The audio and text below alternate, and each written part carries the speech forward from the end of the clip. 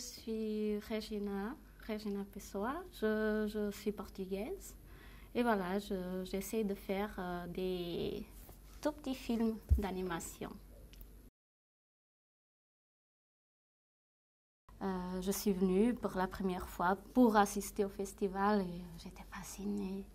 Mais j'ai été tout de suite bien accueillie, je me sentais bien accueillie ici. Et puis voilà, je venais à chaque édition.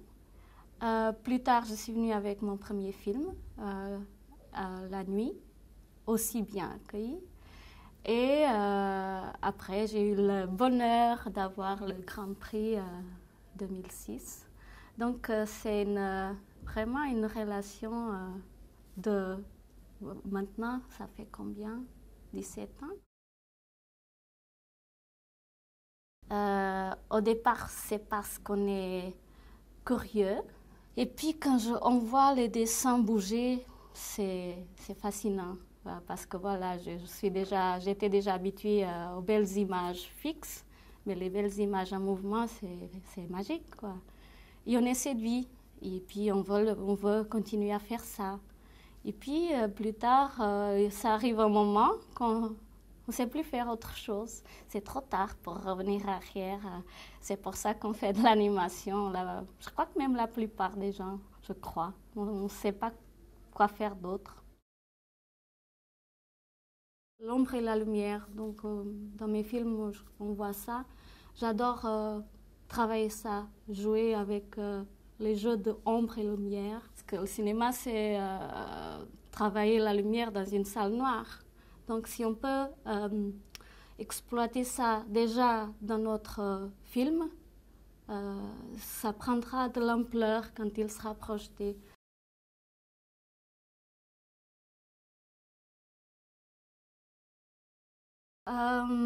Voilà, je l'ai même dédicacée à ma maman parce que depuis toute petite, je viens d'une famille, comme vous dites, une famille pas conventionnelle. Ma maman, elle a une maladie mentale, elle a de la schizophrénie et depuis toujours. Donc, quand j'étais petite, c'était déjà comme ça. Et dans une petite communauté, ça catalogue beaucoup les gens. Et voilà, les gens sont différents, on les traite de façon différente aussi. Et j'ai vécu ça très, très proche par rapport à ma mère et aussi les filles de cette femme folle. C'était nous, moi et ma sœur, donc on était un peu considérées un peu folles aussi. Et donc ça m'a marqué et ça m'a inspiré beaucoup pour faire ce film. Voilà, quelqu'un qui est différent dans un petit milieu et comment les gens acceptent ou pas cette personne. Donc d'abord, pas d'acceptation. Comment cette personne se sent par rapport à ce rejet. Et aussi comment, quand on se rend compte que finalement, quand cette personne disparaît de nos vies, on se sent que finalement, on comprend que cette différence, on a besoin de cette différence, on a besoin de la différence dans une société, on a besoin de nos monstres pour enrichir notre regard vers les autres. Et donc, j'ai cette réflexion, c'est cette réflexion que j'ai basé l'histoire du film. Moi, parfois, j'ai encore du mal à croire que j'ai eu ça, parce que c'est vraiment un bonheur, quoi. Au niveau de personnel, c'est accomplir un grand rêve, quelque chose. Donc, c'est vraiment important.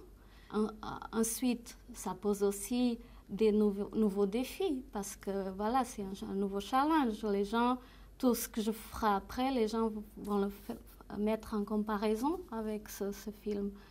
Et ça risque que je perds dans cette comparaison, que les gens disent « Oh, mais Le film précédent était mieux, pouf.